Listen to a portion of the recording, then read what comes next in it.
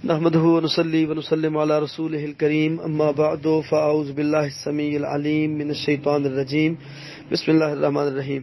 بھائی نے استخارے کا طریقہ پوچھا ہے، تو بھائی جو دعا موجود ہے یہ پیارے رسول کی پیاری کتاب جو ہے اس میں موجود ہے، اور اس کے علاوہ دیگر حدیث کی کتاب میں موجود ہے۔ لیکن اگر کسی بھائی کے پاس نہیں ہے یہ جو جواب سن رہے ہیں یہ یا ان کے علاوہ کوئی دوسرا ساتھی، تو باقاعدہ میں وہ پرنٹ میں بھیجوا دیتا ہوں گروپ میں، تو لکھ کے بھیج سکتا ہوں، پرنٹ میں بھیج سکتا ہوں، کوئی مسئلہ میرے لیے انشاءاللہ نہیں ہے۔ اب اگلی بات کرنا کیسے ہے، 2 رکعتیں پڑھنی ہے جس کو صلاۃ حاجت کہتے ہیں۔ تو یہ 2 رکعتیں بڑی نیت کے ساتھ، خشوع و خضوع کے ساتھ کسی بھی وقت پڑھی جا سکتی ہیں۔ فجر کے بعد پڑھی جا سکتی ہیں، ظہر کے بعد پڑھی جا سکتی ہیں، مغرب کے بعد پڑھی جا سکتی ہیں، عشاء کے بعد پڑھی جا سکتی ہیں۔ عصر کے بعد میں نے اس لیے نہیں کہا کہ عصر کے بعد کچھ محدثین کا اس پہ اختلاف ہے کہ عصر کے بعد بھی پڑھی جا سکتی ہیں یا نہیں، تو لہٰذا بچیں۔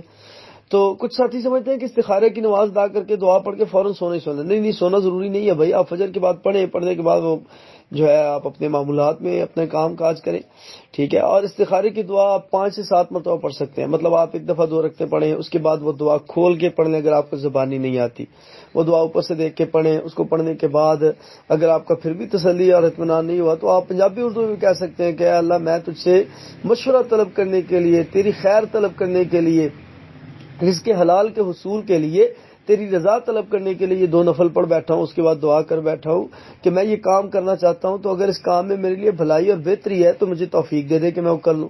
اے اللہ اگر اس کام میں میرے لیے ناکامی ہے، پریشانی ہے، مشکلات ہیں، رزق حرام کا شائبہ ہے تو مجھے محفوظ فرما دے۔ اللہ تعالیٰ بندے کے دل کو پھیر دیتا ہے۔ نبی صلی اللہ علیہ وسلم نے فرمایا اللہ تعالیٰ کی 2 انگلیوں کے درمیان بنی آدم کے دل ہیں، تو لہٰذا اس صورتحال میں یہ طریقہ کار ہوتا ہے۔ بارک اللہ فیک۔